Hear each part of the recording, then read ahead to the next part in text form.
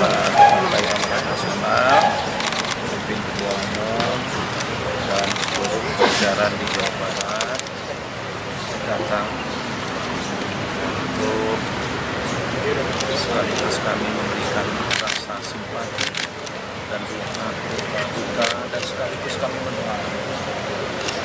mendoakan yang pertama mendoakan agar upaya-upaya kita untuk menemukan kembali Eril di Kabupaten Basuki dengan upaya-upaya doa yang kalau Allah berkenan maupun bisa terjadi.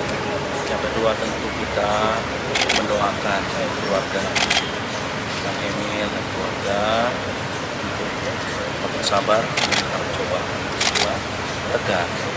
Dan ya Allah, gubernur ini tegar sekali ada pencobaan.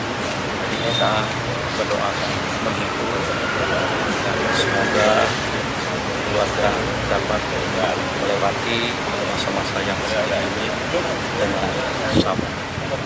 Jadi insyaallah sahid ya Kang Emil.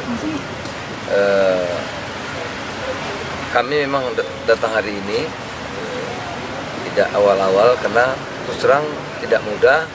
Kita saja terasa berat terpukul sebagai seorang sahabat Kang Emil. Tidak bisa melukiskan dengan kata-kata. Oleh karena itu kita cari waktu yang agak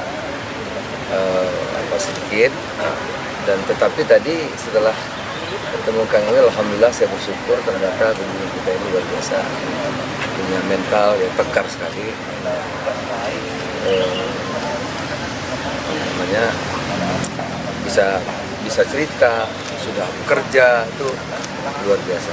Sekali lagi kita doakan Kang Emil kekuatan ketabahan bersama Ibu dan almarhum putra beliau kepada Allah yang terbaik. Insyaallah jihad karena mencari sekolah.